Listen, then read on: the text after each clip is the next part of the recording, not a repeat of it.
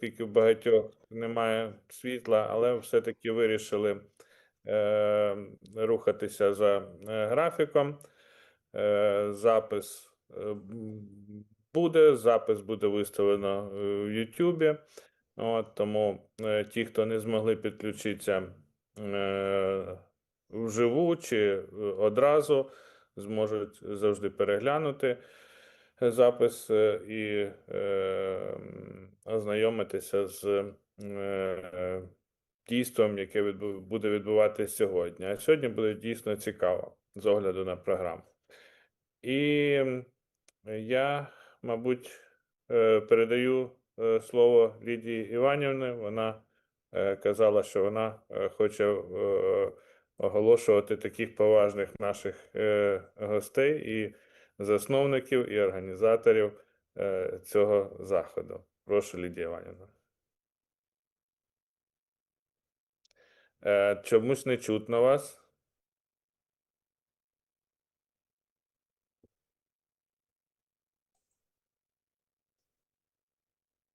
Ні, не чутно.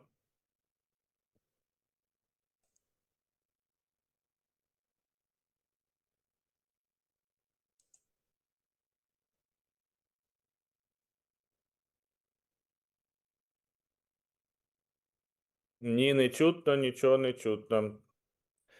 Можливо, навіть не знаю, що вам порадити. Регістр ви знаєте, це можливо щось у вас з мікрофоном. Можливо, треба буде перезавантажитись.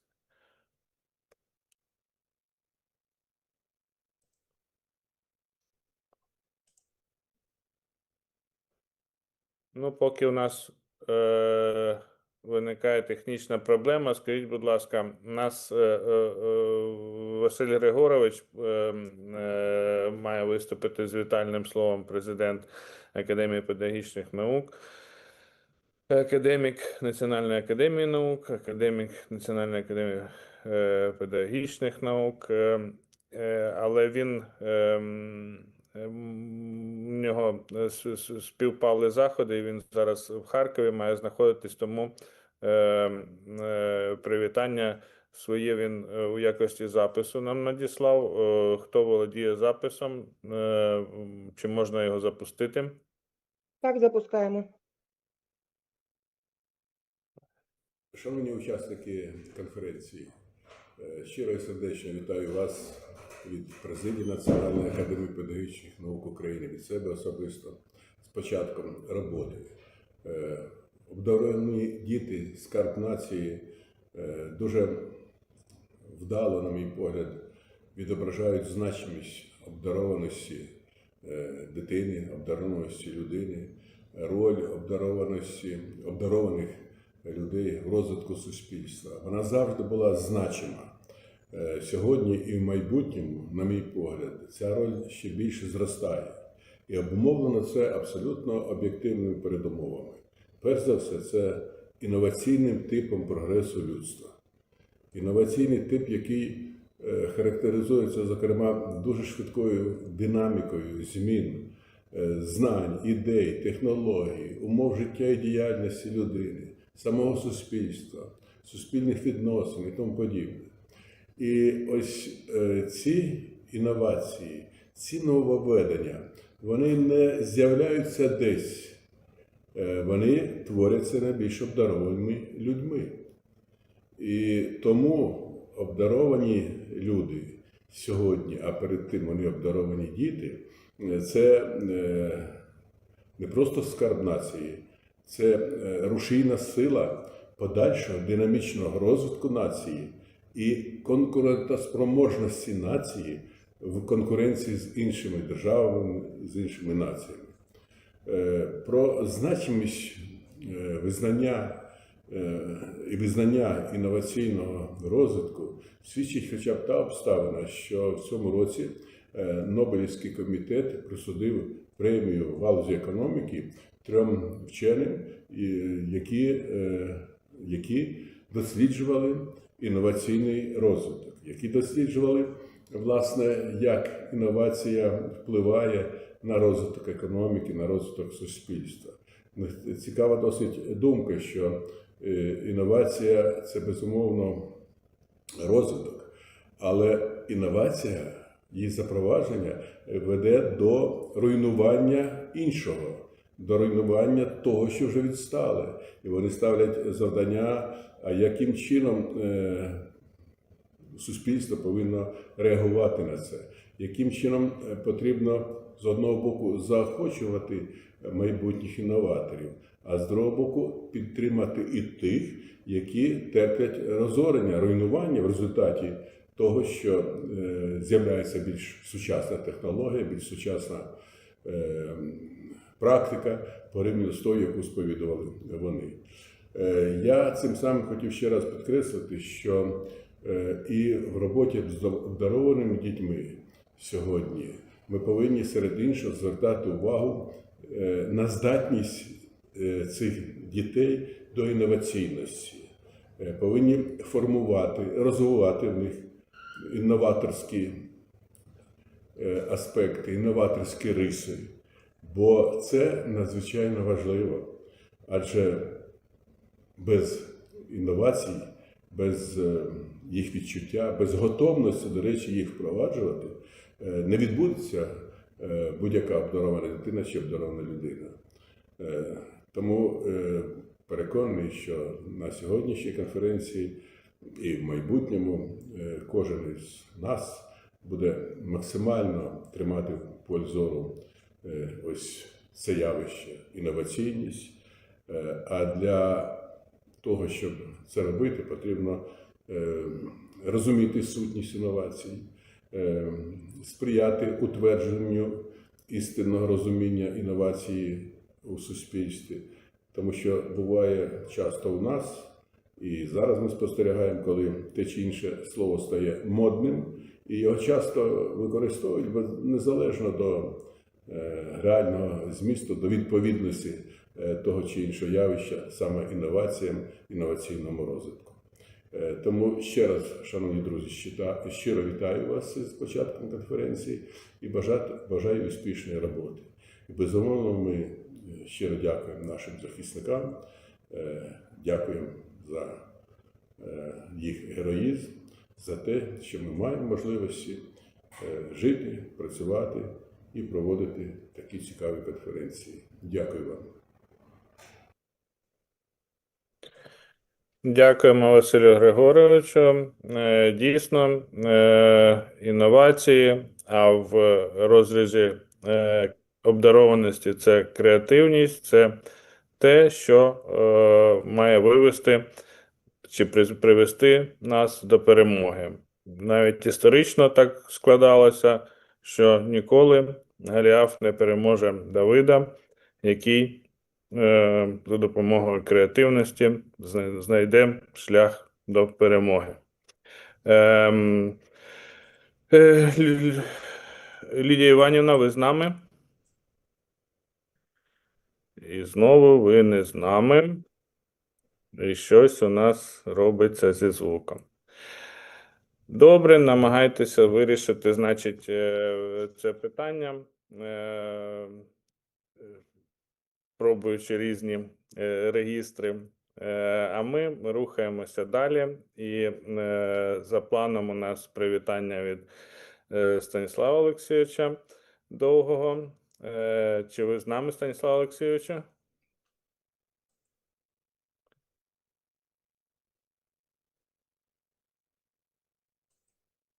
Не чую,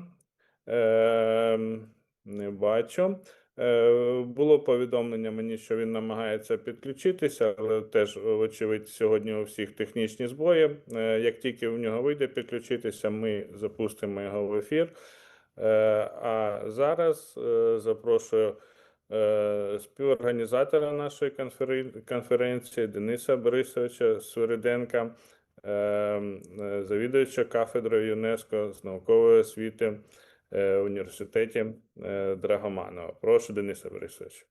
Дякую, пане Максиме. Шановні колеги, дуже приємно, що в таку складну для нашої держави пору ми всі зібрались. Всіх нас об'єднує ця ідея, що ми маємо піклуватись про майбутнє нашої нації, про нашу молоду генерацію, про нашу молодь. Я вже збився з рахунку, котра ця наша зустріч щорічна, мені так по пам'яті здається, чи з 19-го року ми збираємось. Тобто багаторічна традиція, яка свідчить, що дійсно для українських освітян, для дослідників, для практиків проблема обдарованості важлива. І сьогодні зараз ми бачимо 162 учасники. Я вважаю, що через технічні можливості нас би було набагато більше. Ми всі об'єднались сьогодні для того, щоб поділитись своїм досвідом, як ми в ці складні часи долаємо всі труднощі, як ми надихаємо молодь на дослідження. І традиційно побажаю, зважаючи на безпекову ситуацію, дуже довго там відволікати всіх від професійної дискусії не хотілося б, то побажати, щоб сьогоднішній день пройшов без тривог і в атмосфері, в якій панувала прекрасна академічна дискусія, обмін думками. І хотів би відмітити велику роботу, яку провів Інститут обдарованої дитини, запросивши сьогодні до нас дуже багато професіоналів з-за кордону. Тобто сьогодні ми будемо обмінюватись досвідом не тільки в рамках України, а ще й з залученням провідних, всесвітньо відомих, не побоюсь цього слова, спеціалістів. Тож, нашому заходу плідної роботи і всіх вітаю на цій церемонії відкриття. Дякую всім. Дякую, Денисе Борисовичу.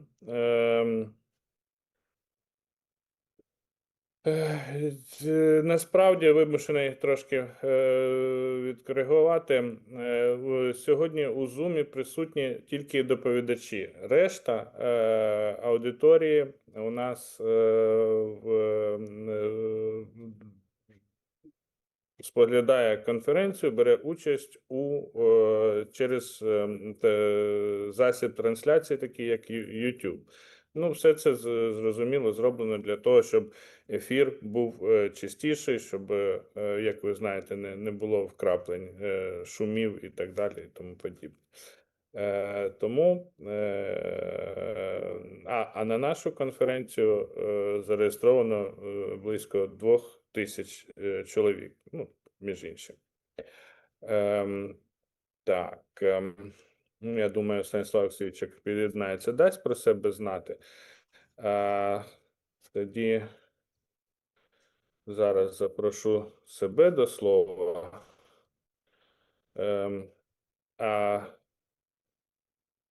Я хочу ще раз привітати учасників конференції і подякувати за такий складний час, навіть активне підключення до роботи конференції. У нас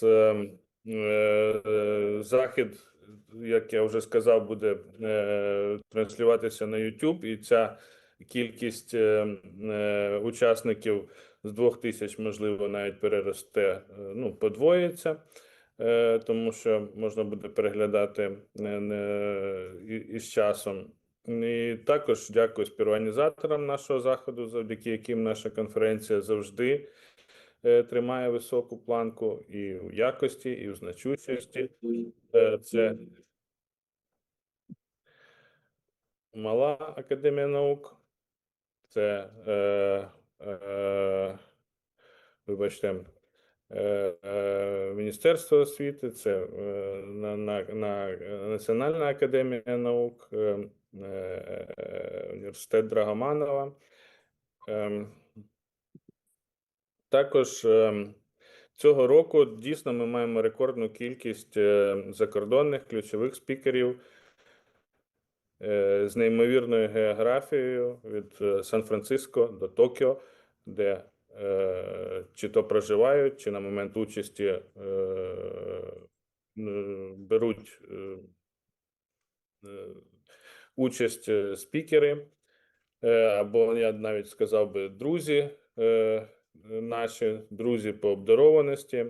Це дійсно друзі інституту, яких ми надбали з часів заснування інституту, завдяки яким ми формували наше бачення обдарованості, зважаючи на їхній внесок у галузь, і які безвідмовно відгукнулись на запрошення інституту для того,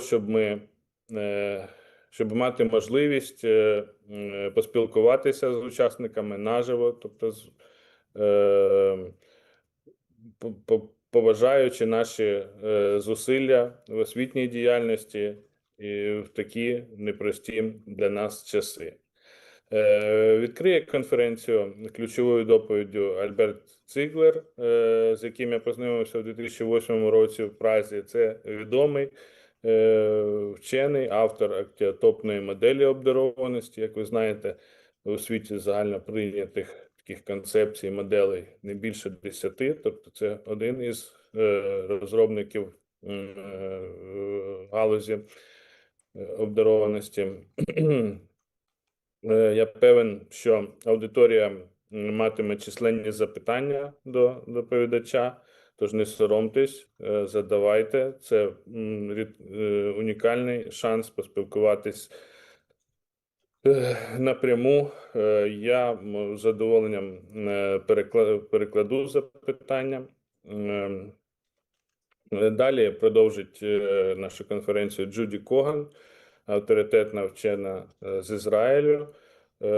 Зараз ми з нею шукаємо шляхи співпраці у дослідженні впливу війни на обдарованих дітей, оскільки діти у наших державах стали заручниками військових дій. Перші кроки інститутом вже зроблені в цьому напрямку. Хочемо об'єднати зусилля. Також серед запрошених спікерів Маріон Рогала, наша приятелька з Швейцарії, яка, зокрема, допомагає розвивати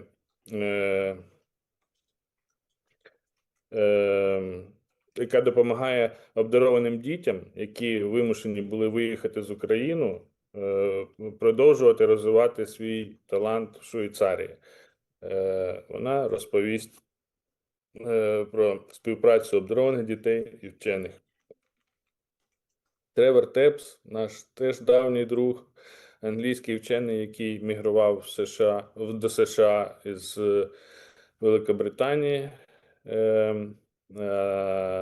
Цього разу він залюбки поділиться з нами холістичними поглядами на обдарованість. Він досі, незважаючи на своє 80-ліття, продовжує консультувати сім'ї з обдарованими дітьми. Його досвід у галузі консультування безцінний, на мою думку. Також він запросив свого приятеля Дона Амброза поділитися з нами стратегіями креативного та критичного мислення. І також усім учасникам запрошую на другий день конференції, який розпочне вчена з університету Радбоud, це Нідерланди, Ліан Хугевін. Це той самий університет, де викладав Франц Монкс, це засновник Європейської ради з питань високих здібностей і взагалі засновник серйозного руху підтримки обдарованості в Європі. Франца Монкса, зрештою, було обрано закордонним членом Національної академії педагогічних наук України. В цьому статусі він перебував декілька років, але, на жаль, йому не вдалося пережити ковід.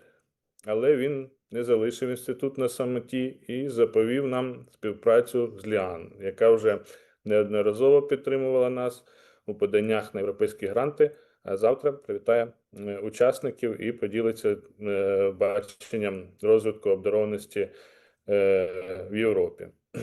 І як родзинка нашого заходу, впродовж цілої години ми завтра зможемо спілкуватися з легендарним Джозефом Рензулі та Саллі Ріс. Жодна ініціатива у світі в галузі обдарованості не відбувається без посилання на його доробок. Вони з превеликим задоволенням згадують початок нашої співпраці на етапі створення інституту і до сьогодні підтримують наш розвиток, зокрема, участю у сьогоднішньому, завтрашньому, скажімо. дні нашого заходу.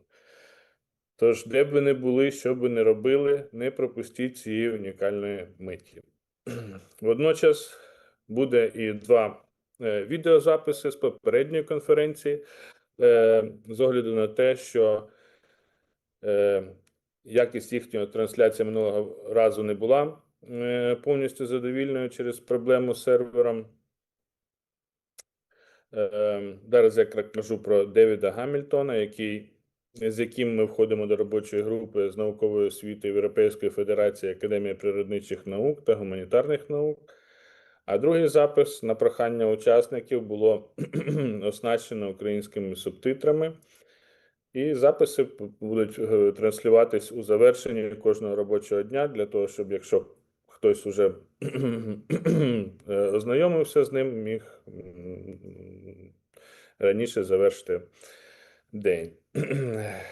Дорогі колеги, оскільки вектор нашого розвитку європейський, я беру на себе сміливість не забезпечувати синхронним перекладом англомовні презентації, а в майбутньому проситиму і наших доповідачів тренуватися робити презентації англійською. З огляду на мій досвід участі у міжнародних заходах по всьому світу, англійська мова – це мова науки, мова міжнародного спілкування, яка ніяким чином не применшує значимість рідної мови, але задля прискорення інтеграції як у європейський, так і у світовий науковий простір, що водночас підвищує і видимість, і значущість нашого доробку, прошу позитивно реагувати на такі зміни. Саме завдяки англійській мові, як офіційній мові конференції, нас знайшла сьогодні наша колега з Єврейського університету, і таких спікерів має бути більше. Ну, а за потреби, як я вже наголошував, запис заходу можна неодноразово переглядати на YouTube-каналі з метою шліфування своєї англійської мови. Ну, з нашими доповідачами ви всі знайомі, мали можливість ознайомитися з тематикою їхніх доповідей в програмі конференції. Кожна доповідь унікальна, кожен доповідач неповторний, тож не буду зупинятись на персоналіях, а зичу усім плідної участі, обміну досвідом, заглиблення у світ обдарованості. Дякую за увагу. І ще раз запитую, чи Лідія Іванівна налаштувала звук. Не чую. Тоді рухаємося за сценарієм. І я бачу, що у нас Альберт Зіглер уже підключився. Про нього я декілька слів уже сказав. Це професор педагогічної психології та досліджень у сфері досконалості Ерланген Нюрнберзького університету імені Фрідріха Олександра, генеральний секретар Міжнародної дослідницької асоціації розвитку та досконалості талантів. Є в цьому у нас в програмі конференції скорочення цієї організації, з якою ви теж можете слідкувати, вони теж проводять конференції. Також віце-президент Європейської ради з питань високих здібностей, ECHA, European Council for High Ability, і голова Європейської мережі підтримки талантів. Також директор відділу обґрунтованих досліджень у Всесвітньому центрі обдарованості і головний редактор наукового журналу ECHA в Німеччині. Dear Albert, I just announced that you are present and where you work and what you do, and what you intend to contribute.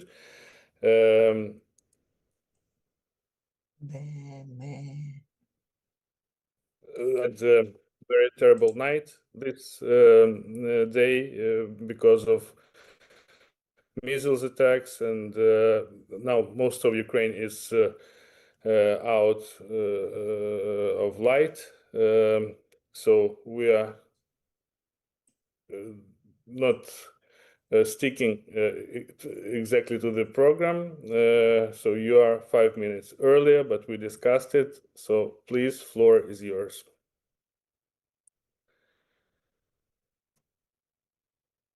Yeah, switch on the sound, please, Albert.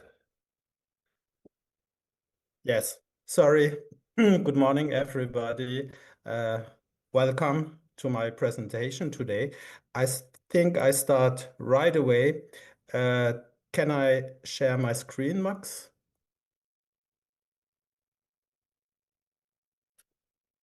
I think it is shared now, right? Yeah.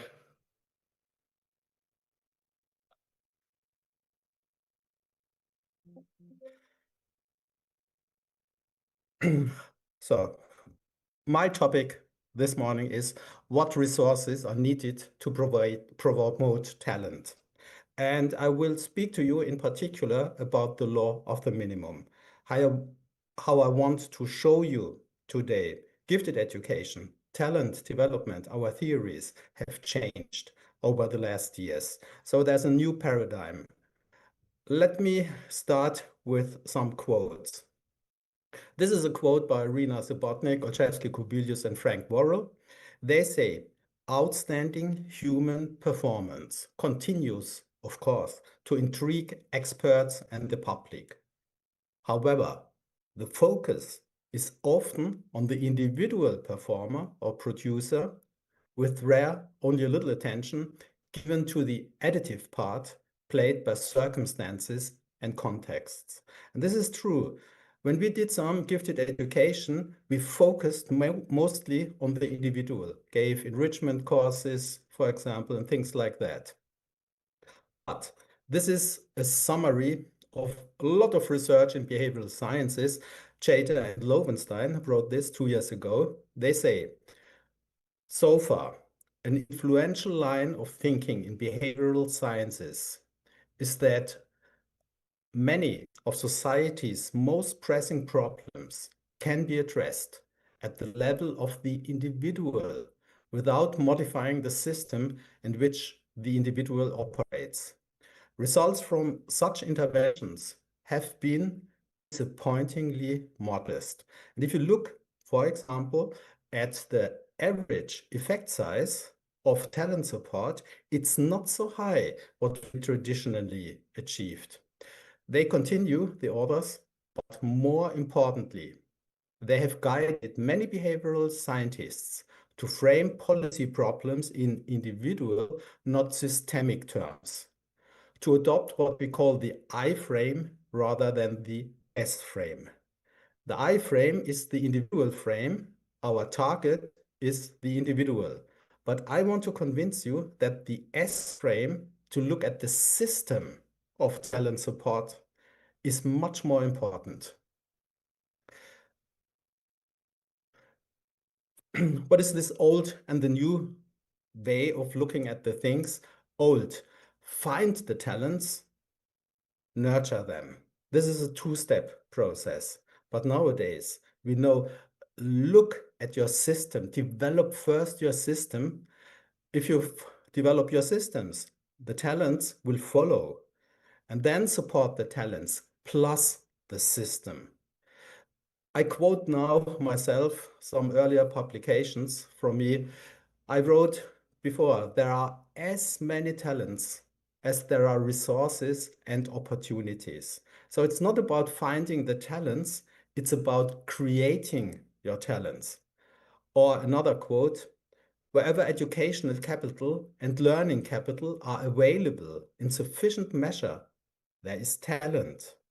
I will explain in a minute what is educational and learning capital. But again, the idea is it's not that the talents are out there and you have to find them. You have to create your talents.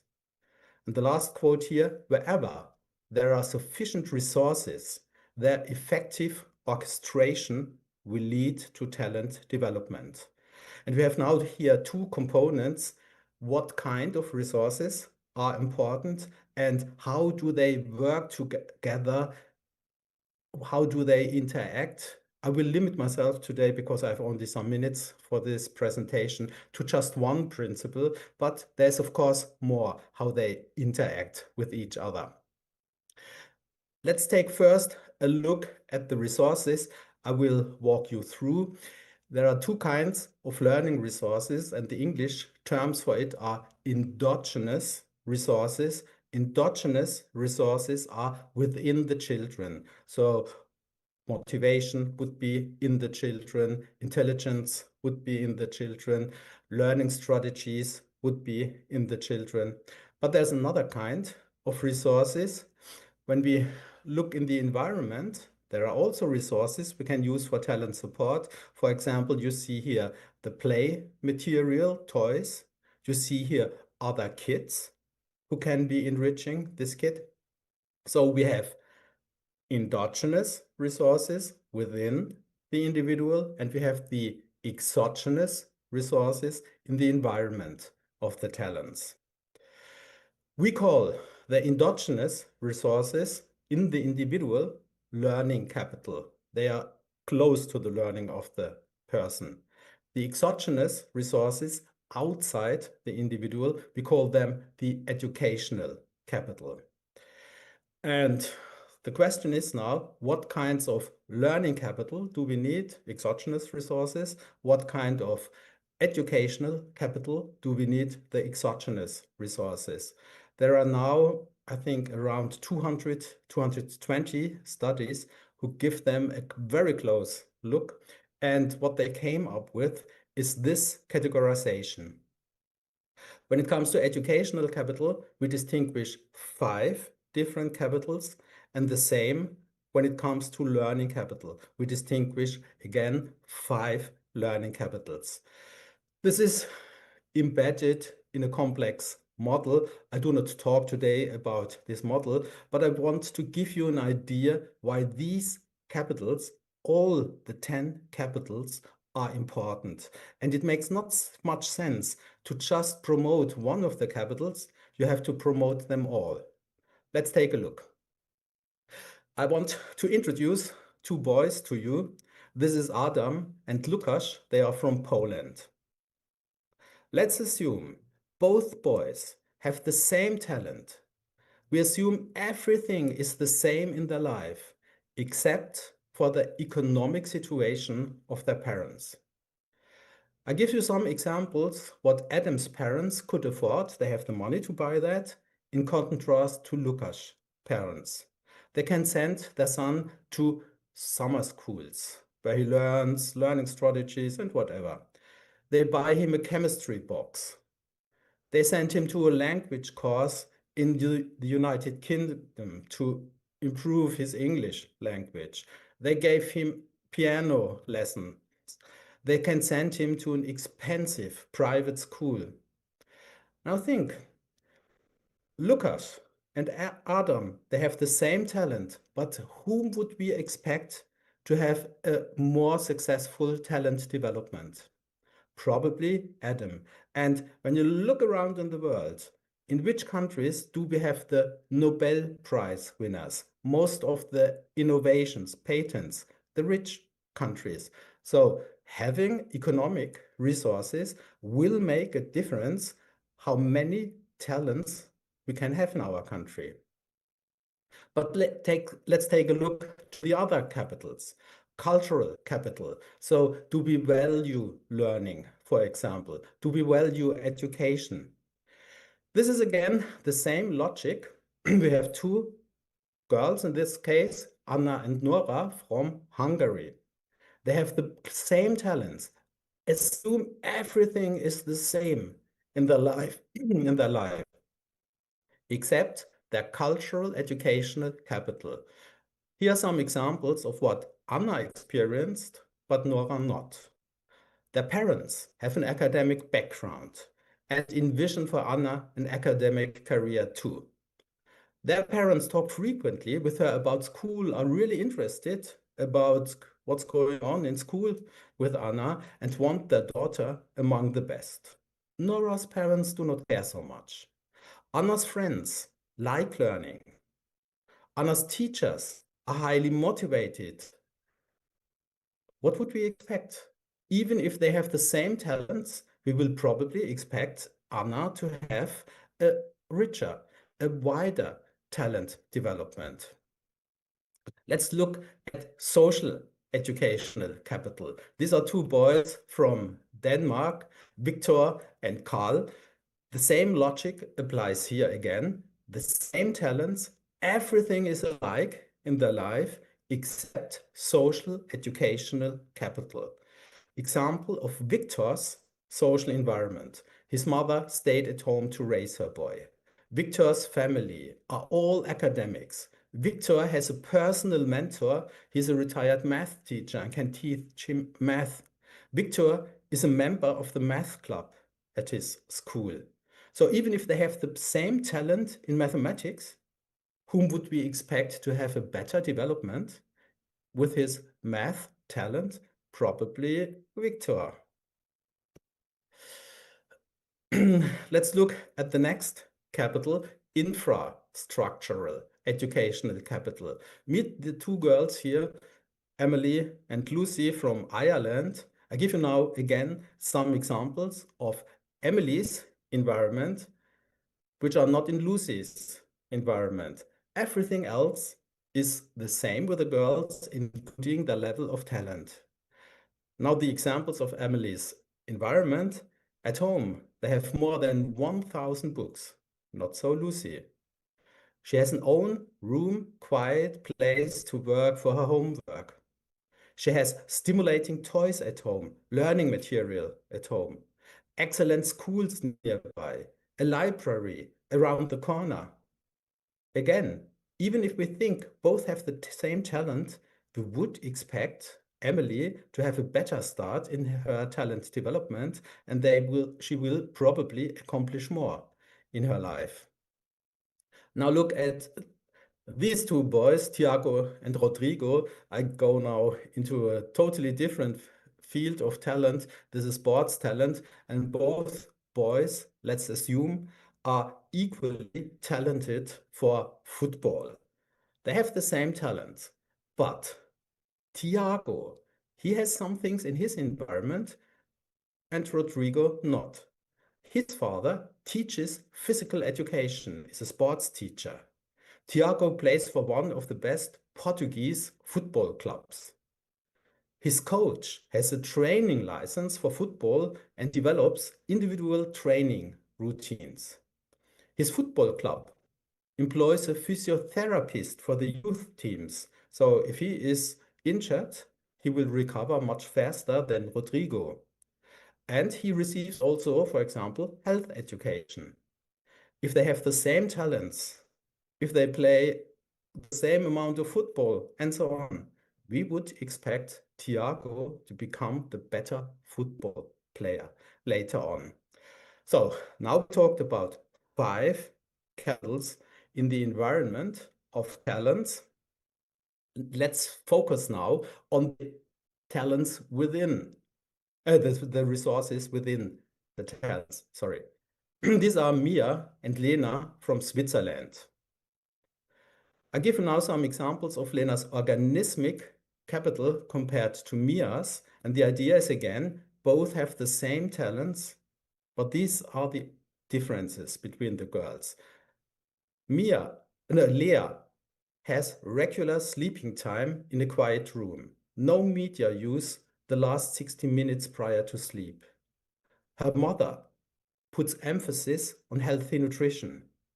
No health problems worth mentioning. Lena has some health problems. Her preferred learning time is when she is in her best shape at day. So this is, by the way, an interesting finding that our learning abilities are not the same over the course of the day. You know that sometimes you feel a little bit more tired. When you are fit, you have a 3 times higher learning rate than when you are a little bit tired already. Again, if everything else is the same in the life of the two girls, organismic learning capital would make the crucial difference between the two. Look at the next capital. It is called telic learning capital. Telic is a Greek word, ancient Greek word. In modern terms, we would maybe say motivation. Let's assume again that these two girls from Romania are of the same talent, Elena and Liana. Everything is the same in their lives except the learning, the Telic learning capital. These are now examples of Elena's goal system, her Telic capital. She wants to have an academic career. This is absolutely clear to her. Liana is still doubting. She likes the company of peers who are learning-oriented. Liana's peers are more fun-oriented. She enjoys her leisure time, reading very much, Elena. And she doesn't like to party. Liana likes to party. So what would we expect? Everything else is the same. Still, we would think Elena will have a better development, talent development than Liana. Let's go to the next capital. Actional learning capital is about the action repertoire of persons. These are two boys from Croatia, Ivo and Milan. The same logic here. They have the same talents. Everything is the same in their lives. But now some examples of Ivo's actional learning capital. He has a much better command of his mother tongue, including an active vocabulary of double size. So he can express thoughts much better. For example, there's a difference between children from academic families and lower class families of around 30 million words, which they hear from their parents or their social environment by the age of 4 years. So having a much more elaborate vocabulary is something which gives you really a boost. He had taken 2 courses in learning strategies. He possesses already advanced skills in searching for specific information, for example, in the internet or in libraries. He is a skilled reader. What does this mean for our action capital? So when we read, usually 40% of the time we are wandering around with our mind, are not at the text, thinking about something else. If you can increase that for 10% or so, 20% maybe, this would mean in a year, your reading time adds 2 or 3 months to it. Again, if everything is the same in the lives of these 2 boys, the action repertoire, what he already is able to do, will give Ivo the edge, and he will have a better talent development than Milan. Let's go to the next learning capital. It's called episodic learning capital. Meet with me from Slovenia, Mark and Chakov. Again, everything is the same in their lives. They have the same talents. The only difference is the episodic learning capital. These are now some of Chakov's experiences with learning. His mother read to him books from early on, so he has a very positive relation to books. He watched his family members frequently reading. In kindergarten, he learned early mathematics in a playful way. For many, it starts very frightening, mathematics. His learning progress was reinforced by his social environment. They loved learning with him. And his elementary school teacher provided a safe learning environment. Again, if they have the same talents, Mark and Chekhov, we would expect Chekhov to have the better talent development because of his better episodic learning capital. Let's move to the last form of learning capital. We call it attentional learning capital. Meet the 2 girls from Sweden, Ella and Julia. And these are now examples of Julia's experiences with learning. Again, she has the same talents like Ella. Everything is the same in their lives, except Julia has problems to focus during learning. Her effective learning time is only 32%. So most of the time when she sits at her homework, for example, she is thinking of other things, doing other things. She loves, for example, to play computer games. She loves to hang out with friends. So she cannot focus as much on learning than Ella. Even if the two girls have the same talents, we would again expect for Ella the better outcome in terms of talent development. So here are some questions you can ask yourself if you want to nurture these capitals. For example, with cultural educational capital, what beliefs do people have about talented individuals? Do they think they are nerds and they do not like them? Or do they think learning is really something valuable and we like our best students? Or when it comes to infrastructural educational capital, are there special infrastructures that talents can use? Do they have access to AI? Do they have access to chemistry, material, whatever? These are now questions for the educational capital. These are some questions regarding the endogenous resources, the learning capital. There's the same style, and I think you will have the presentation here. You just can look it up, or you can look it up in my papers, which are published in many journals. Let's come to the other topic. Now you have an idea of the resources, and we can look at exactly these capitals on an individual level. What are the social capitals of a person in his surrounding, in his personal environment? But we can also ask, for example, with a look at the society, how many teachers do we have in our country which have an idea of gifted education, about the special needs of gifted education? So each of the capitals can be focused on an individual level or on any systemic level. What about the law of the minimum? We are now talking about the orchestration, how they work together. And we take a look at just one of these principles, the law of the minimum, because I think this is very important for your country right now in this situation, if you are interested in talent development.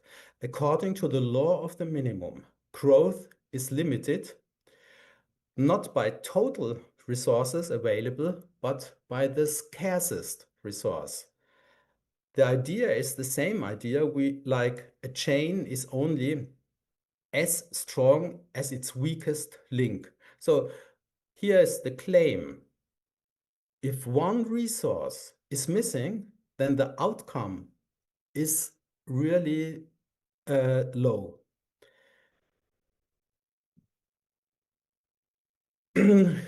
Here an example that you get the basic idea of the law of the minimum. What is needed that a plant can flourish? For example, carbon dioxide. Recording in progress. The temperature, humidity, sunlight, the vegetation cover, nutrition, pollination, seed dispersal, soil, water. And the idea is, if just one of the resources is missing, then you have a problem for the overall growth of the plant. So for example, if there's no water, there are no nutrients, and so on. Whatever is missing limits the growth of the plant. And the same is true of talent development, is here the claim. If just one of the resources is missing, then the overall talent development is limited. So the law of the minimum states that the least resource limits talent development. Thus, talent development should be determined by the least available resource. So let me give you an example here. This is really an unusual marriage. This is absolutely true, but I'm telling you now, it seems unbelievable, but it's true. For us, it was really lucky in science that this happened. The Hungarian educational psychologist Laszlo Polgar wrote more than 40 years ago the book Bring Up Genius. And the main message was, a genius is made, not born. That a genius is born, I told you, this is the old theory of talent development. He was really a modern guy in this regard. A genius is made, not born. Of course, back then, more than 40 years ago, he received a lot of criticism. Genius, this is inborn, was the prevailing opinion back then. But to prove his theory, he searched for a wife. He put ads in newspapers. He wanted to marry somebody and to raise a child and to show that if I like to, then I can raise also a genius. Of course, this has problems, things like that, but the language teacher, Clara, was interested in the study, and see both here on this picture, and I can tell you they became later a really happy couple. When the oldest daughter, Susha, in the middle one here, was 4 years old and showed some interest in the game of chess, both parents decided to choose chess as the field in which their children should become high achievers. And this decision was, for 2 reasons, very courageous. Oh, I thought I have it on the slide, but I have to tell you one reason. Number 1 is, up to this time, no woman was among the 100 best chess players in the world. No woman until this moment. So that he chose chess was really courageous, but it was even more courageous when you think about that. He couldn't play chess a little bit, but after 3 or 4 weeks, his 4-year-old daughter was better than Polgar. So think about that. You say, my daughter will be the best piano player in the world. I will teach her, but I cannot play the piano. This is really courageous. What happened? She became the first female grandmaster in chess history, Susha Polgar. Her younger sister, Judith, received the title in the same year at age 15 already. 5 years later, Susha became the ladies' world champion. She became the number 1 in the world. And her younger sister, Judith, however, became the strongest female chess player ever in her time. She has beaten all the male top players of the world. She never made it to the world championship, but you know, it takes also some luck to become the world champion, but she did beat the strongest players in the world. So now let's go back to our topic. Let's think about that. The Polgar sisters and me and my siblings. Who had more educational capital, so the learning resources around us during childhood? So we can think about economic capital, cultural capital, social capital, infrastructural capital, didactic capital around us, and can ask ourselves, why am I not a world champion in chess? Why did they become world champions among the females? So this is me and 2 siblings, my sister Eva Maria and my brother Markus. We all played a little bit of chess, but of course nobody played as well as the Polgar sisters. What about the educational chess capital of the Polgar sisters? Her father, her mother invested a lot of money in their chess education. My parents bought 1 chess board, that was all. They didn't hire for us a trainer or a coach. Polgar did his. He had the support. Cultural capital, very high. They wanted to play great chess. Chess was valued. Social capital of the Polgar sisters, great. They had coaches and so on. They had a lot of help. Infrastructure, they had a lot of chess boards at home. When they got up in the morning, the girls, and walked down the stairs, Polgar had pinned some chess puzzles at the wall, and they had to solve on their way down to breakfast, even chess puzzles. So chess was around them. And didactic capital, if you have the best coaches in the world and so on, of course, the didactic capital was overwhelming. Great chances. What about my siblings, Eva Maria, Marcus, and myself? Economic capital, as I told you, just one chessboard, ever bought by my parents, no chess books or so were ever bought. Cultural capital, yes.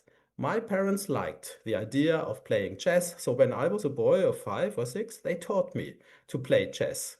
But my social capital was very low. Nobody liked to play with me. So I had no strong opponents. I had no coach.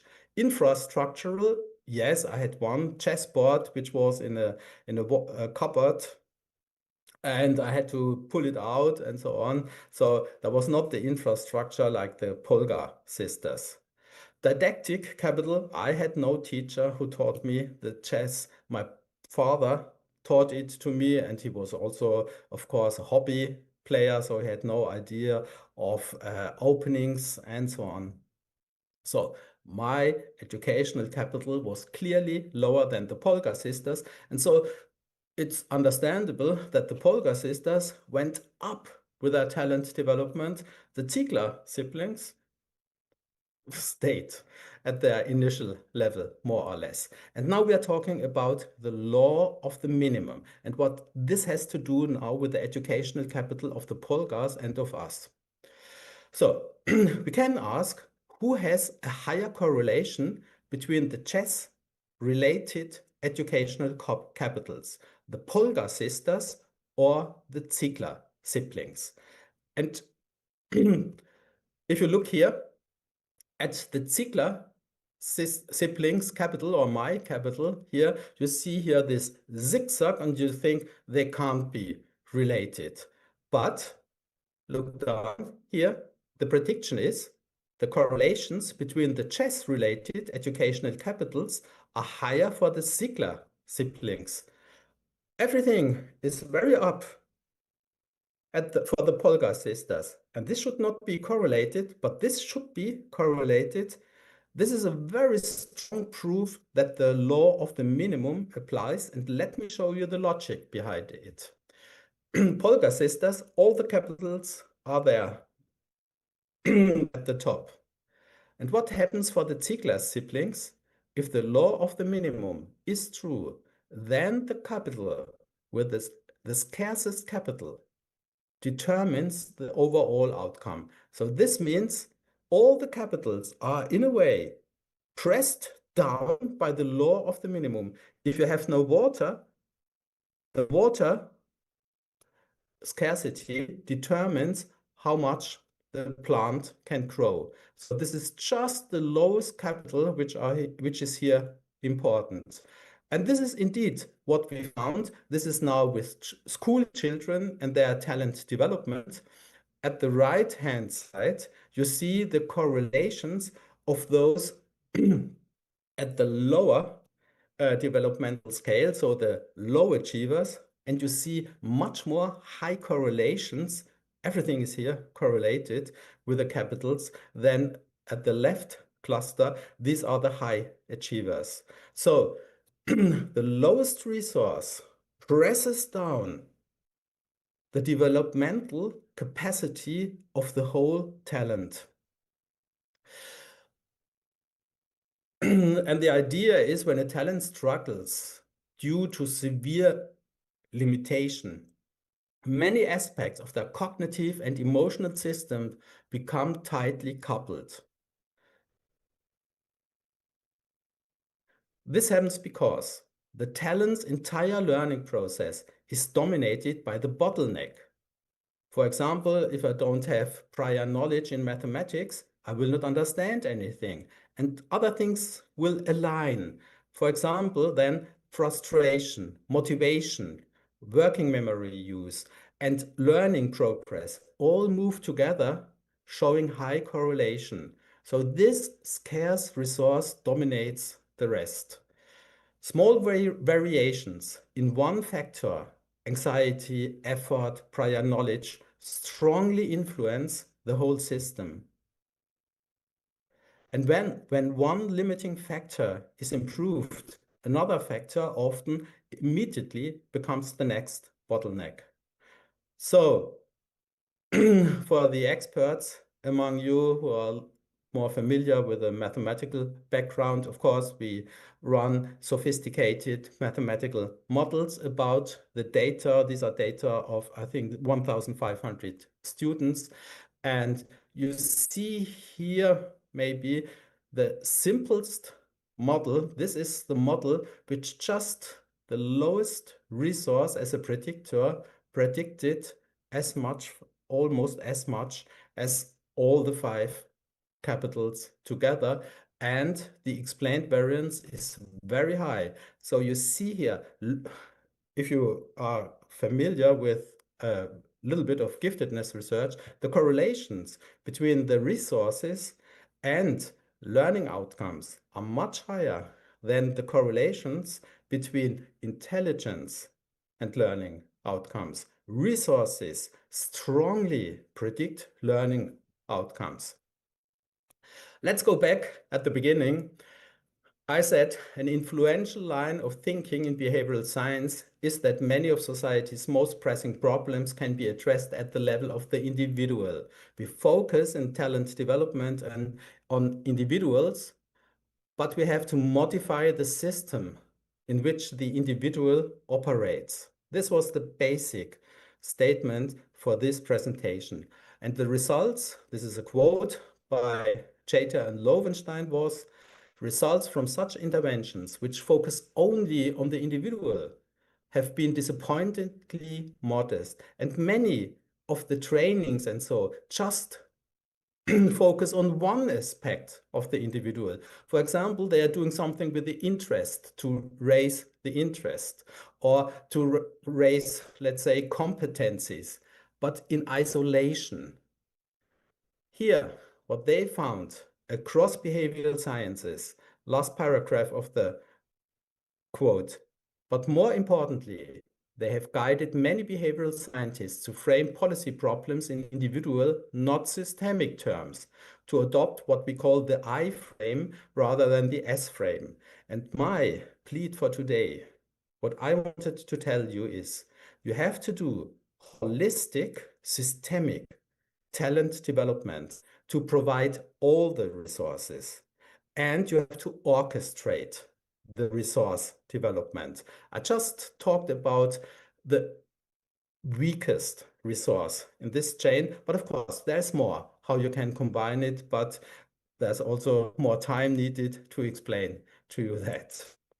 Thank you for your attention, and let me say a serious word. I'm wishing Ukraine every success in building a strong national system for nurturing giftedness and talent. And may this endeavor contribute to the flourishing of your remarkable country and its future generations. Thank you. Thank you very much, Albert. That was an incredible presentation, and I had all my childhood in front of me and the childhood of all my 3 children just following your steps in talent development. And definitely thank you for the praising of our work in the field of giftedness and the desire to help us develop the system, the real system that you are talking about. I wish we could meet in Ukraine as soon as the situation allows. And definitely your presentation gives us at least a couple of decades of hard work in such directions that you underlined.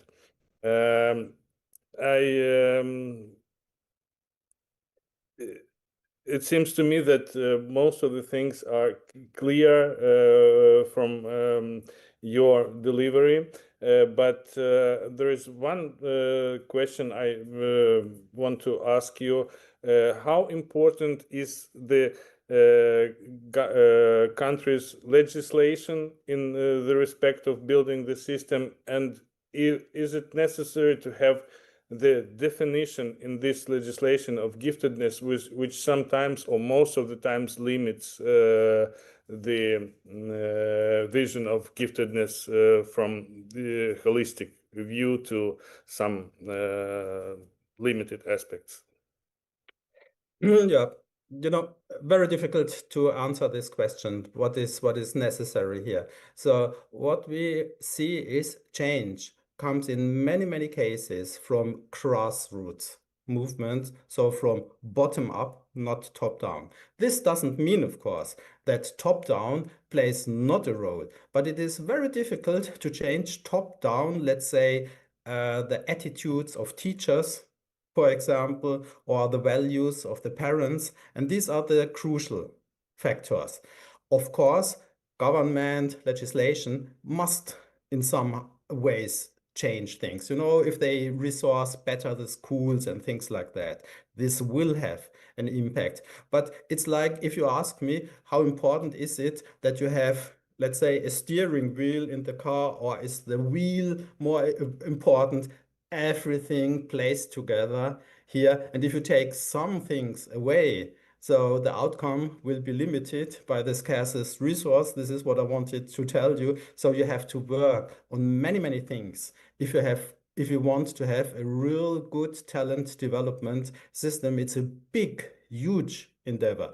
Sometimes not really necessary to have, let's say, the word gifted or so. In Japan, for example, after World War II, they were very skeptical about elites and so on, so they abandoned the concept of giftedness. In other countries, they do not like the word giftedness. In Greece, for example, they do not say gifted, they say charismatic children.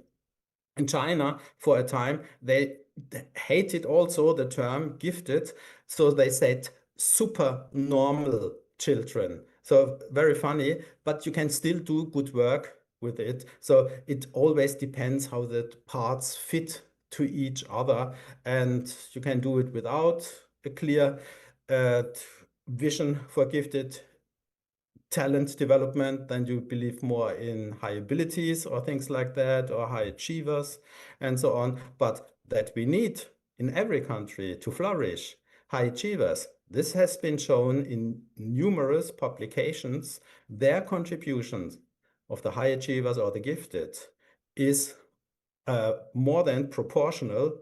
So they have really a substantial impact on each country. And this is one of the reasons why over the last 20, 30 years or so, almost all countries in the world have some kind of talent development, even Japan. They started in 2015 only, but already hosted now the Asia Pacific Conference on Gifted Education. So you see, it's important, but everything is important. That's the message today. Yeah, thank you, Albert. I deliberately ask you these questions for the audience to understand your idea, and I believe that this idea should be shared with all the people and all the nations who want to raise as many talents in their countries as possible. Are there any, чи є ще запитання до Альберта? Я маю запитання. Доброго дня. Just one brief question. Thank you, Albert, for your very interesting and mass improved speech today. And I have a small question. From your experience, can you please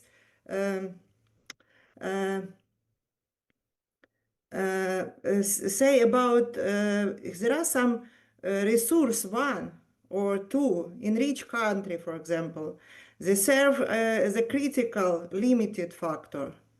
There's a critical limited factor for improving talent children and this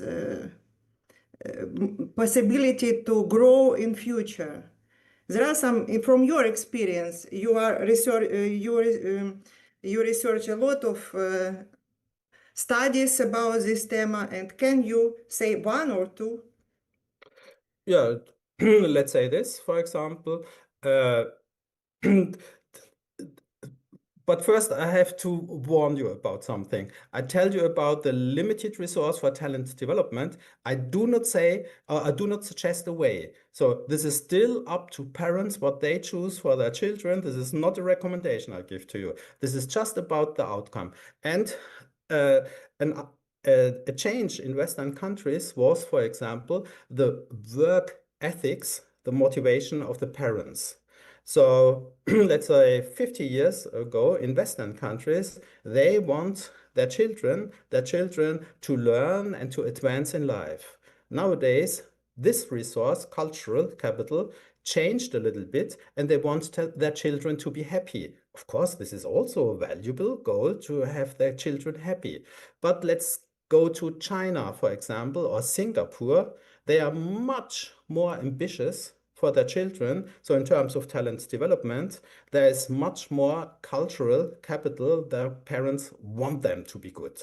And so this is something, this is going back in the Western countries, and it starts now to go back, for example, in a country like South Korea. They also want to enjoy more life now, but to enjoy more life and talent development is also hard work. So you have to study and so on. So this is one of the obvious limits. For example, that cultural value of learning is going down in many, many countries. Thank you so much. Thank you, Альберт. На жаль, у нас обмежений час по запитанням, але я бачу ще підняту руку. Якщо це може бути останнім запитанням, будь ласка. Олексій, ви хочете запитати щось? Якщо немає, чи є ще от буквально на хвилинку запитання? Він пише в чаті так. Ну, то, будь ласка. Max, may I interrupt here? I told you I have today a very tight schedule. I have to give classes. Okay. I have to give classes. So if you have still one question, so I'm just able to answer one question. Yeah, that's what I'm saying. That just one last question, if possible. Шановні колеги, час обмежений у Альберта. Затримка. Давайте я це питання задам йому Hello. I apologize. Yes, I have sorted out the problem with my microphone. Good afternoon. My name is Alexei. I'm a 100% product of Ukrainian education, working here in Germany. So greetings from Baden-Württemberg. So Albert, thanks for your speech. Very interesting. Unfortunately, I joined in the middle of that, but I saw the mathematical methods. Very interesting. Also, you mentioned Japan a lot regarding Ikigai. And I have just questions. So my focus of research in Ukraine. So I'm candidate of philosophical sciences, and I'm focused on philosophy of health. And I have a question. So we are talking here in the context of your research about how to make the individual useful for the system by fostering his talent development. Does your research touch the aspect of self-realization and happiness of this individual in order not to turn it into a kind of utilitarian direction? Thank you very much. Yeah. Very important question. Very important question. So for a long time, we thought with big examples, like let's say in music, Mozart, Beethoven, and so on, if you stop them, they will be unhappy persons. And your question touches really that. What happens if you hinder a talent to develop the talents? So from the individual perspective. Also the question makes the learning a long-range learning really persons happy and raises the subjective well-being of these persons. So this was taken for granted for a long, long time. And one of the expertise researchers, Anders Ericsson, for the very first time found that you have first to learn a very, very long time. So we had the example of chess, probably 12,000 hours until you are on an international level. But the troubling aspect is, and most of the learning was not fun. So the less it was fun, the lesson, the more they benefited for their learning. And this is something which is devastating for us researchers. We want to promote talent development and always thought we do the children something very good. Of course, these results doesn't mean that we make them unhappy when we take them into talent development programs, but it is also an aspect, and so I'm absolutely here at your side. This is also an aspect we have to focus on. So our programs are usually not include measures to also keep good levels of subjective well-being for the talents, because as said, we didn't think about that for a long, long time, and we give this only the last 10 or 15 years a lot of or more attention. Still, we have not the best solution here. We think it should benefit both sides, of course, the individual and the system, that it benefits the system talent development. That is obvious. But we still struggle a little bit, and you're right here, we still struggle a little bit to give also a good side to the talents. We are now doing some studies. For example, I do a study together with Chinese colleagues to raise also the subjective well-being for the individuals, and it seems to work. But still, we have to focus on that. And if you are doing research on this, and if you are helping here in this research, this is wonderful. We want also to have the talents to have a great experience when they see themselves growth, develop, and you can be proud of what you have achieved, what you can contribute to society, and so on. So we want to have both sides, but it's not a given. You are right. Thank you very much. As someone from China, Chinese philosophers told, if you have found your vocation, your perfect activity, then you do not have to work a day in your life. That's Thank true. you very much. That's true. This is just something somebody said yesterday about me, and I said, yes, I'm not sure if I've worked one single day in my life, because I love it. I love it. I love it, what I'm doing. We do our research for the very first time. We see things what nobody has seen before in their life. So we are very grateful for this opportunity. Yes. And would be nice if talents would also share this experience in the course of their development. Dankeschön. Grüße aus Schwarzwald. Ciao. Grüße in den Schwarzwald zurück. Viel Glück bei uns, viel Erfolg bei uns. Danke. So I have to.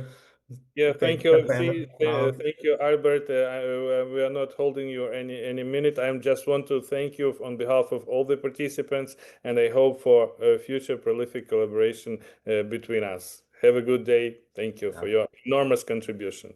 Yeah, have a good conference and all the best for your country and for your personally. Bye-bye.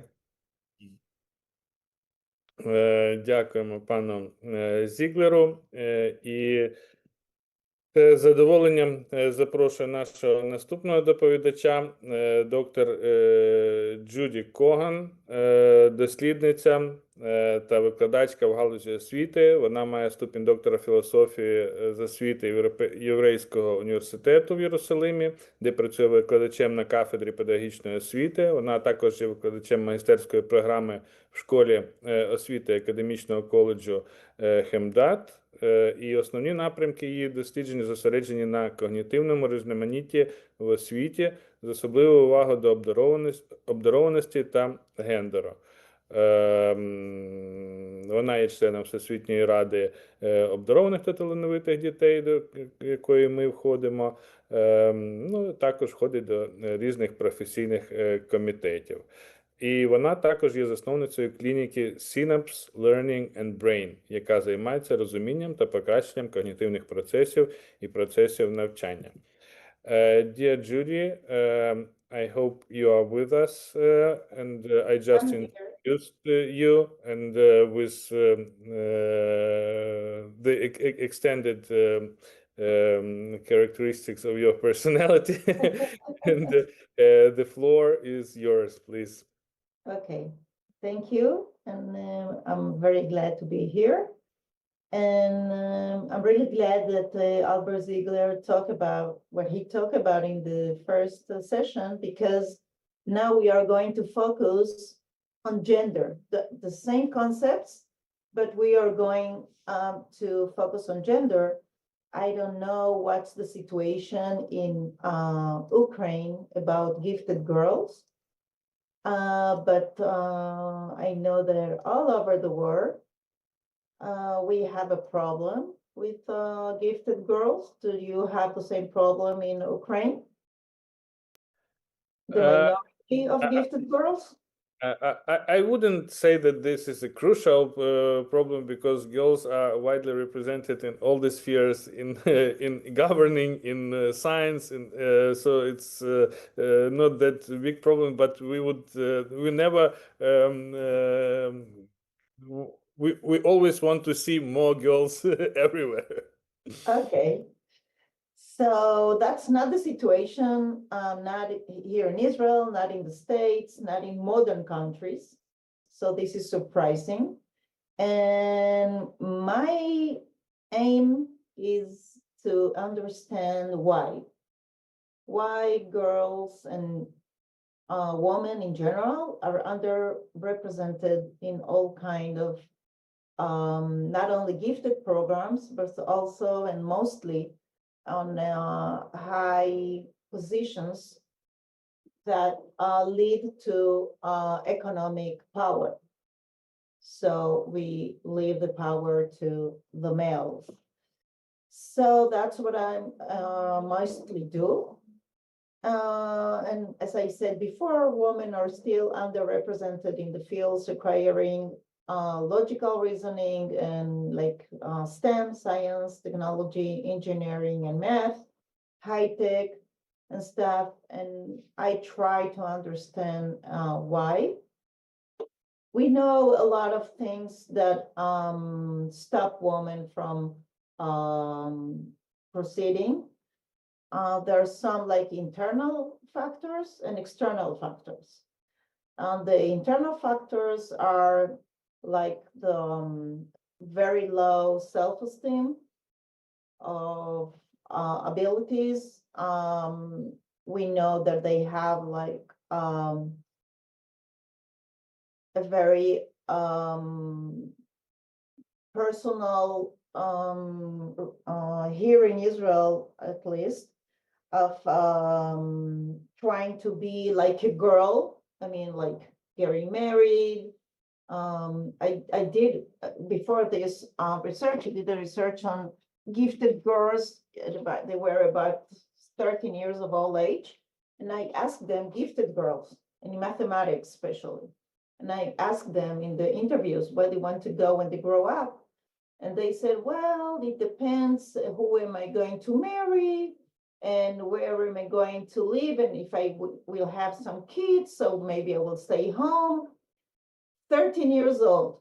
And when I asked the male boy, so he didn't even mention to get married or the wife or whatever.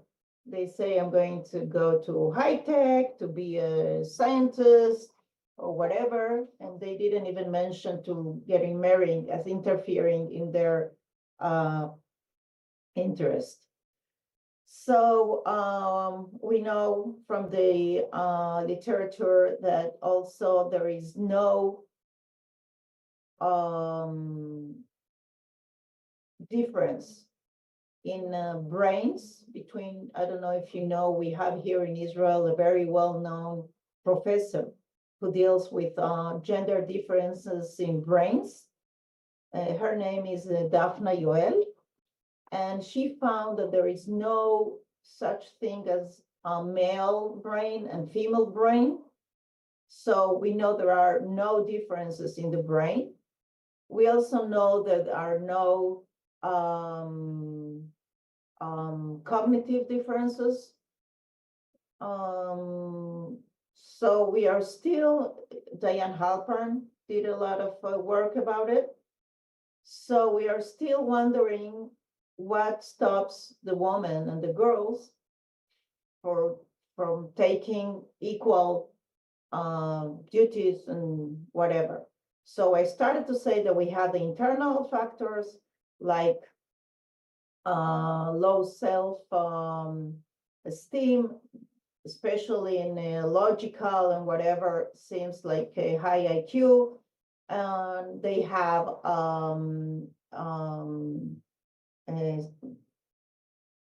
socialization expectations they have to meet, like getting married, being very caring for others and less for themselves. And so they have to be female, like more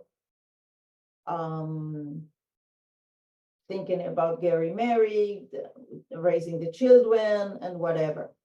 So one of the factors that in this special research we wanted to find out is how early those gender stereotypes start. We know from a very well-known research from Bayan, who was published in Nature, that stereotypes emerge around age 6. Stereotypes about being intelligent. And what I mean that children at the age of 6 think that boys are more intelligent than girls, but also girls think that boys are more intelligent. I mean, it goes both ways, okay? So we wanted to check this also here in Israel, and why it is important, because such stereotypes, they shape children's perception and interests and aspirations. If I'm not brilliant enough, so I can be on high tech, I can be in the government, I can be whatever. So the main question was, when do girls stop seeing themselves as capable or smart, and why? Okay, so what did we do? Okay, that's the background. As I said before, women are often perceived as warm but less competent. We know from Zhao research that brilliance equals male across all cultures. All cultures. There's no difference in between different countries. And we know that such stereotypes, as I said before, Bayan find that it starts in kindergarten. And we want to know if that's the reason that women don't take elite professions, choose elite professions. So what we do in this special research, okay, again, the research question was, are there any gender differences in children's perception of exceptional intelligence? And the hypothesis was that children will associate brilliance with their own gender. I mean, when you ask who is more intelligent, a boy or a girl, so a boy will say boys and a girl will say girls. Okay, so how we measure? That's the nice thing about it. We have 3 different tools, very interesting. I took them and adapted them from the Bayan research. We had from kindergarten to age 9, we have a neutral story. We pick a name that it's also, I don't know if you have it in Ukrainian, that it's for boys and girls. And we start telling a story about a very, very smart child. We didn't say if it's a woman, if it's a male or a female, and he say he's very smart. No, the child is very smart, and we all the time neutral, okay, gender neutral. When you say the child is very smart, the child does that, and read books and gets very good grades in school and blah, blah, blah. And then we ask them at the end of the story, do you think that Ronnie, in this case, is a boy or a girl? Okay, that's one task. The other task was the picture. Okay, we show them different pictures of man and woman or child, female child and male child. We try to get the same characteristic. I mean, if one has lenses like me, so the other one has, and one is blonde, the other one is blonde. I mean, to get everything natural, and only the difference about the gender. And then we ask them, who do you think is smarter, okay, from those pictures. And the third one, that it's my favorite, okay, we had like two different games. That one was made from just invented games, right? And we said to the children, we have two different games. One is for very, very brilliant children, and one is for children who likes to work very hard. Which game would you like to play? So we saw which game he or she would like to play. So we had 149 participants, children ages from 5 to 9, different educational backgrounds and mid SES. And it was very hard to analysis because it's very hard to do it, but we did it. So that was the images plus minus. I mean, if we have like the two here, the two blondes, so we asked them, okay, who do you think is more intelligent? Or this guy, it got me a little messy, but this guy and she, so who is, you have to guess which of these two people is really, really smart, okay? And make an X under the one of them, and we had a lot of those. And about the game, okay, this is the Impok game. It's only for kids who really, really try hard, okay? And only kids who know how to work hard can be good at this game. And the Zarki game, that it's only for kids who are really, really smart, and only smart kids can be good at this game. So now, after I explain the two games, you should mark an X under the game you would like to play now. Okay? So what do you think happened? I will ask you. What do you think are the results? Well, I have the story. Okay, that's the third one. Okay, today I will tell you a story about Ronnie, who is very, very smart. We don't know if Ronnie is a boy or a girl. So the story will, well, in Hebrew, we have like the female male language. So we have to tell them. It was sometimes told as a boy, sometimes told as a girl. And after the story, you have to decide if Ronnie is a boy or a girl. Okay. What do you think the analysis will, what do we get? It is impossible to predict. Like probably girls would vote for female and girls for male, I assume, but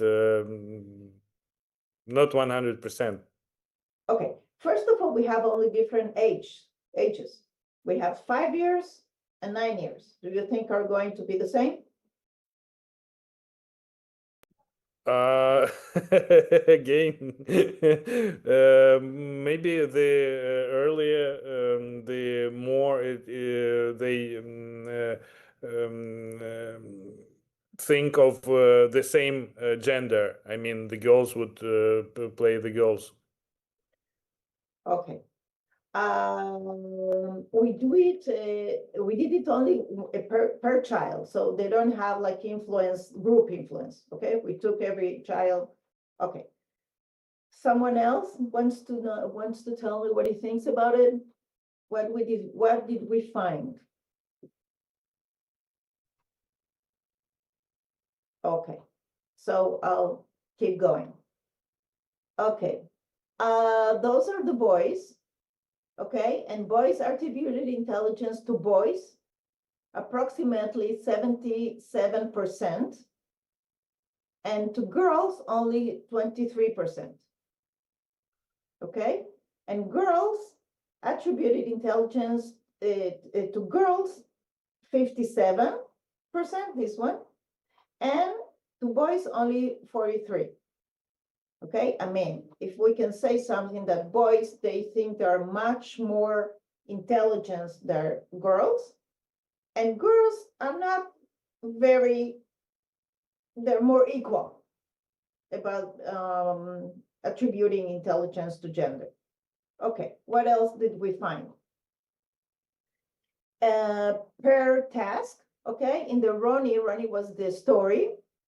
Okay, the story of the child who is very, very smart. So we found that the boys, okay, thought 76 of the boys thought that he was a boy, and 57 of the girls, they thought there was Ronnie was a girl. Picture bias, again, we have the boys thinking that the picture, okay, almost 64% were boys and 44% of the girls thought it was a girl. And the game preference, okay, 76% of the boys choose the game of the very brilliant, and only 49 of the girls choose this game. Can you tell me what's the conclusion?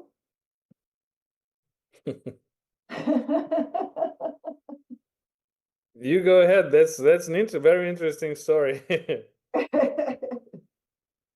But what is the difference with age? 5 years old. Okay, I will talk about the age in a minute. Okay. And you have it also here written. Okay, that's what we do. The Kramer's B. Okay. So as I told you before, boys are more likely to interpret Ronnie as a male. Boys more likely to associate intelligence with male faces, and boys are associated intelligent themes games with themselves. I mean, if they are looking at someone intelligence, looking for an intelligence game, that's me. I will do it. Okay. What else did we find? The age effect that Irina, you were looking for it. Okay. Unfortunately, is opposite to Bayan, that she did find age difference. She found that until age of 6, there are no gender differences, and from age 6, the differences start. Here in Israel, unfortunately, we didn't find any age differences. And why do I say unfortunately? Because I thought that maybe during kindergarten, the education is much more gender equal, but no, not here, as you can see. And those differences were found already in kindergarten. So from a very, very beginning, we see those differences in the brilliance equals male from age already 5. We didn't get no significant effect of age. Disappointed, right, Irina? Thank you. Yeah. Okay, what else did we do? With the picture bias, there was a little bit of problem from the children, doesn't matter now. Okay, the model was a problem with the model that we did. Okay, so now we have the discussion. So we see the stereotypes appear very early, okay, across the 3 tasks, the 3 different tasks. Both boys and girls were more likely to associate brilliance with boys, like we know from previous literature. Girls were less likely to describe themselves as very smart compared to boys, okay?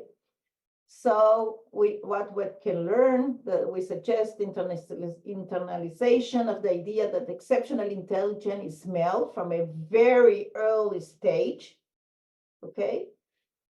And greater consistency among boys. Boys consistently choose male figures as the smart ones, okay? They were very, reflect stronger internalization or less internal conflict. They're very sure about them being the brilliant gender. And as I said about the age, we saw in this special research, we saw that stereotypes remain stable across the age group, and they don't have any, the age doesn't have any effect. So critical questions about gifted education in light of gender perception of intelligence. What can we think about it? How does the male brilliance stereotype shape early perceptions of giftedness? I mean, if from kindergarten, a boy is much more sure that he's gifted, that he's very intelligent. I mean, gifted is being very, very intelligent. So he already believes that he's much more intelligent. So how does, what effect does it has in like getting identified as gifted? If children associate exceptional intelligence with boys, are teachers also prone to implicit bias? I mean, if I go to school and as everybody knows, the paper of Rosenthal about the Pygmalion effect. So if you think you're gifted, so maybe I'm gifted, I will, everybody in the environment will think that I'm gifted. And on the other way, are girls' strengths, the effort persistent, overlooked because they don't align with stereotype gifted traits? I mean, if I don't have to work hard because I'm very smart.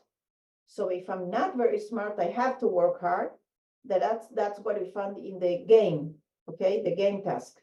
They choose much more the game task that it was like for very, very hard working. I mean, if I'm not brilliant enough, so I have to work hard. It's also found in parentheses, it's also found in teachers' researches. What can we say about the identification tools? Okay, should we keep looking for brilliance and not effort? Should we put some effort also in the identification tools and not only brilliance? Are current tests, gifted tests, more sensitive to speed, assertiveness, and abstract logic? Those are from the beginning traits more often attributed to boys. So maybe we have to look for traits that are more often attributed also to girls, like motivation, hard work, and stuff.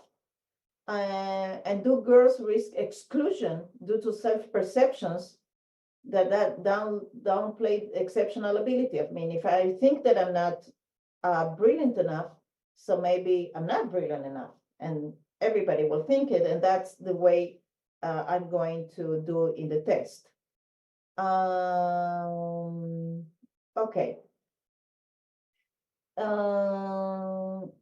What happened in the gifted programs? Does gifted programs reinforce gender norms? I don't know. Okay, I will tell you in a minute. Are low female representation rates the result of internalized stereotypes? I mean, if I told you before, there are no brain differences, there are no cognitive differences between genders, and still we find a minority of girls in gifted programs. So there is a bias that we have to understand it. And maybe they're so internalized, the stereotypes, among everybody, teachers, the children, parents, that there is like obvious that they're going to be a minority. And maybe also the program content. appeals more stereotypically to male domains, like Albert talked before about the chess. The chess is a very male dominated game, okay, for example. So what can we do about it? How can we help young girls see themselves as highly intelligent? I would like to ask you if you have any ideas about it. What messages can convey in classrooms and media about who is gifted, and which role models and narratives are needed in the early years?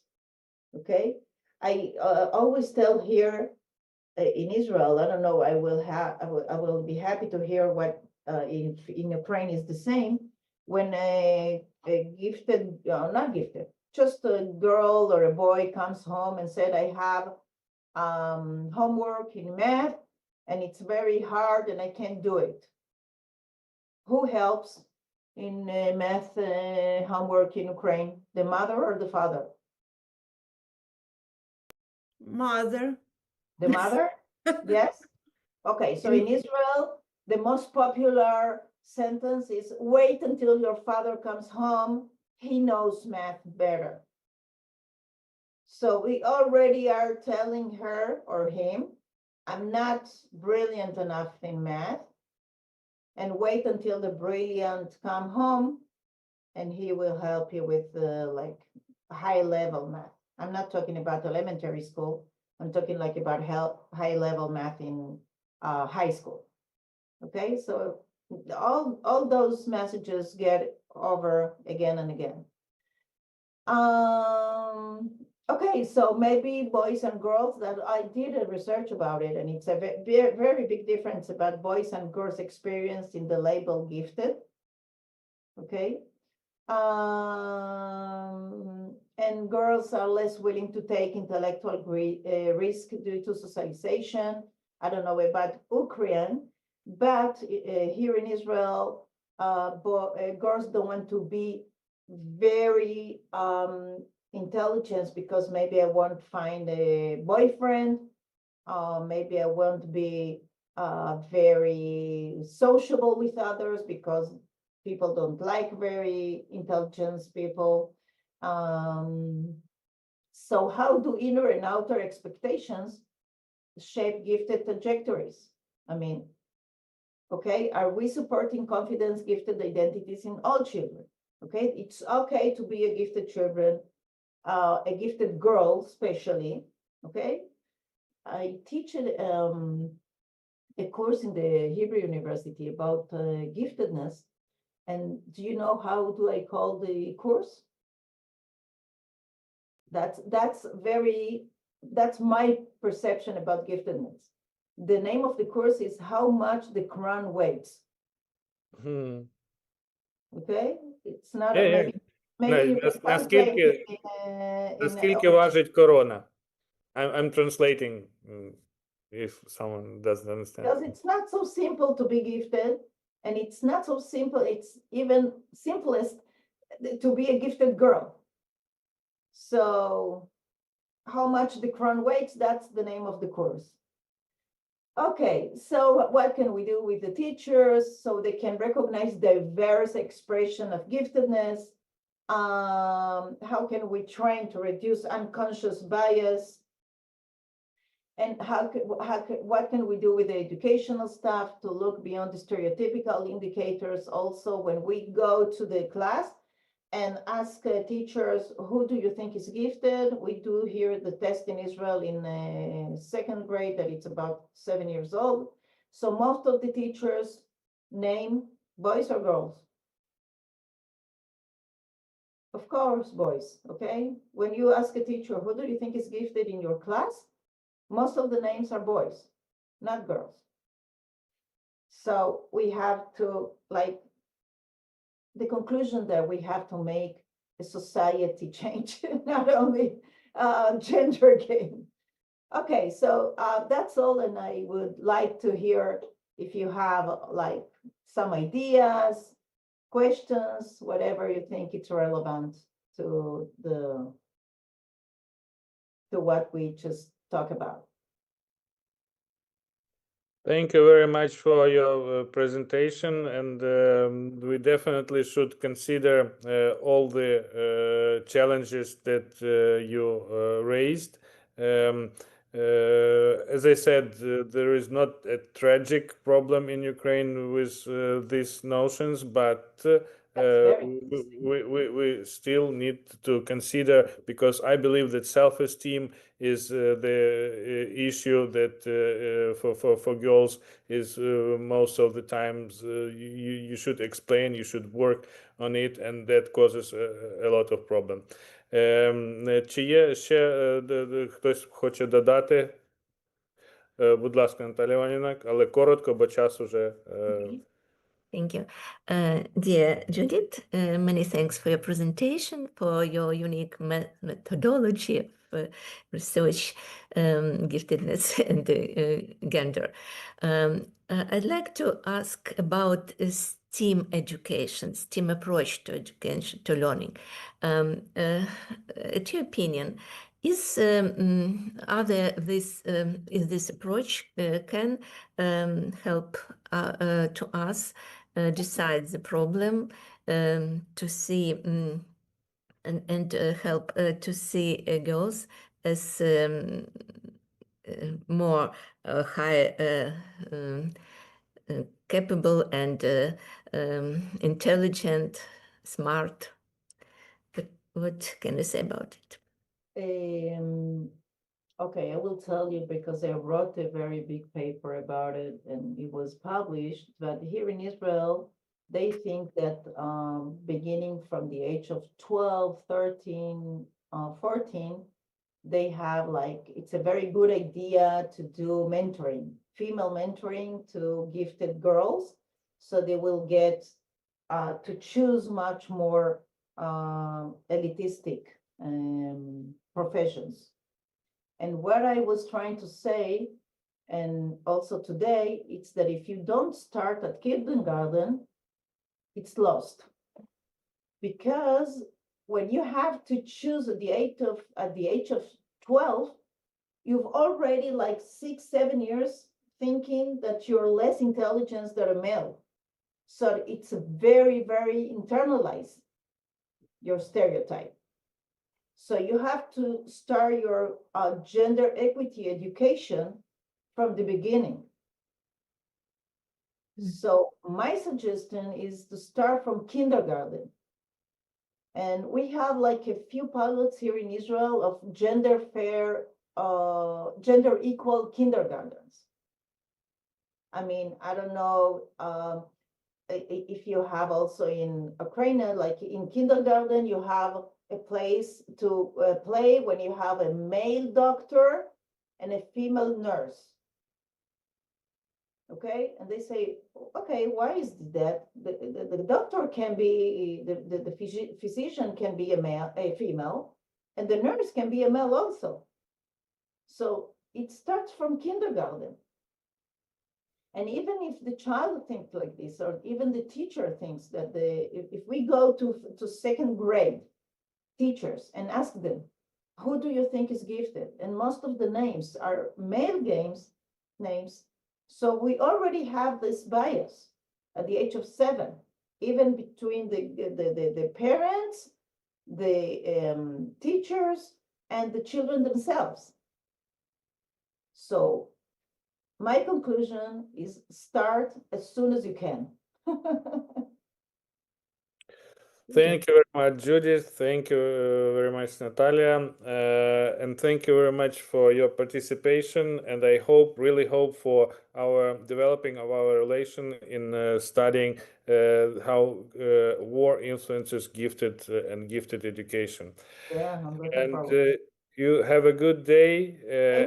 Thank you very much. Thank you for listening. Enjoy the rest of our conference, especially in the evening Thank with international participants. And now, зараз я бачу, що приєднався Станіслав Довгий, і я у зв'язку з відключенням світла він не міг вийти на зв'язок. Зараз запрошую до слова доктора фізико-математичних наук, професора, академіка Національної академії наук України, академіка Національної академії педагогічних наук України, президента Національного центру Мала академія наук України, засновника Інституту обдарованої дитини. Станіславу Олексійовичу. Шановні колеги, мене чути? Чути. Перш за все хочу подякувати всім учасникам конференції, особливо киянам та тим регіонам, які сьогодні підверглись варварським нападам російського агресора, за те, що, незважаючи на жахливу ніч, ви знайшли можливість, сили долучитися до нашої конференції. Хочу подякувати Збройним силам, з якими співпрацює Інститут обдарованої дитини, продовжуючи роботу для дітей з дітьми.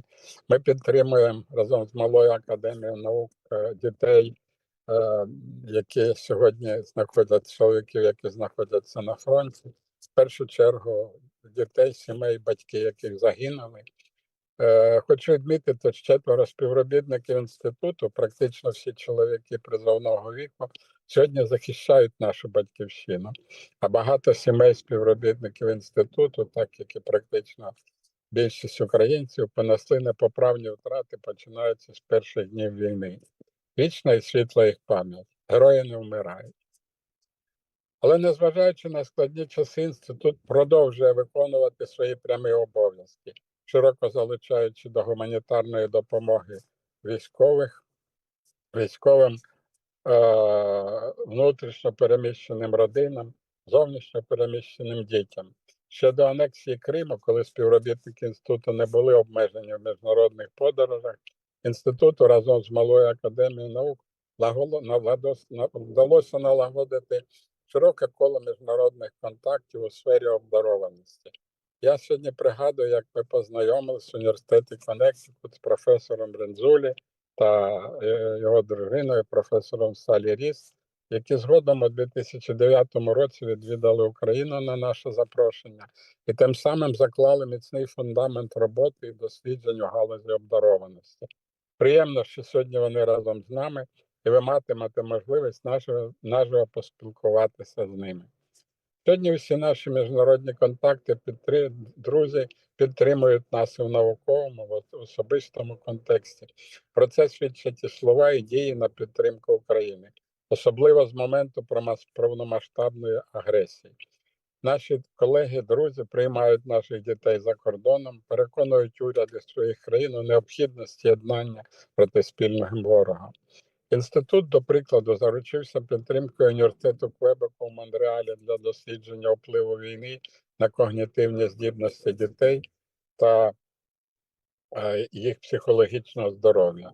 Також хочу відмітити, що ще з 2010 року команда інституту, зокрема Максим Гальченко і я, приєдналися до робочої групи з наукової освіти Європейської Федерації Академії наук, природничих і гуманітарних наук, а в 2022 році наших дітей зустріли і займали з ними академіки Академії наук Франції під куполом академії. Та ж Академія наук Франції у перший день вторгнення відкрито засудила агресора, хоча, як ви пам'ятаєте, багато хто вагався в перші дні вдаватись до будь-яких дій.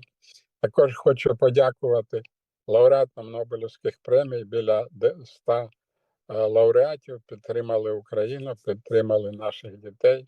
У 2010 році Мала академія разом з інститутом працювала над проєктом Україно-Німецький аерокосмічний університет за патронатом німецького астронавта, великого друга нашого Ультера Вальтера та українського астронавта Леоніда Каденюка.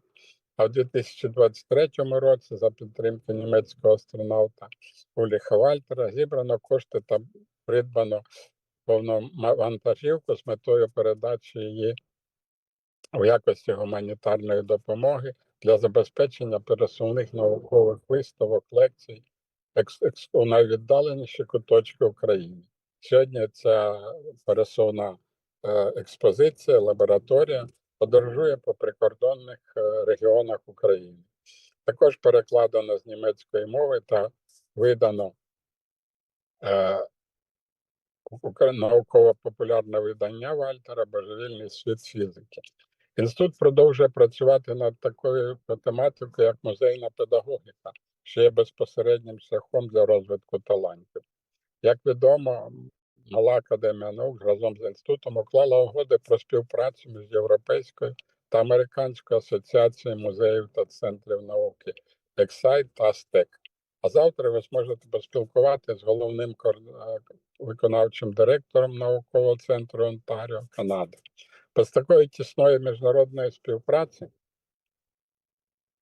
неможливо сьогодні уявити сучасну наукову установу. Саме завдяки міжнародним контактам, різностороннім поглядам на будь-яку проблему ми уникаємо ізольованості і прогресивно рухаємося разом з передовими ідеями розвитку обдарованості, а з ними і розвитку і майбутнього України. Я хочу ще раз подякувати організаторам виставки, в першу чергу Інституту обдарованої дитини, Національної академії педагогічних наук за організацію і сучасного заходу, який незворотньо веде науку до нових рубежів освіти, до світових стандартів, а Україну до перемоги. І особлива вдячність нашим зарубіжним друзям і колегам, які знайшли можливість підтримати нас і взяти участь у нашій конференції. Слава Україні! Героям слава! Дякую, Станіславу Олексійовичу, за таку мотиваційну настанову, промову. І ми продовжуємо нашу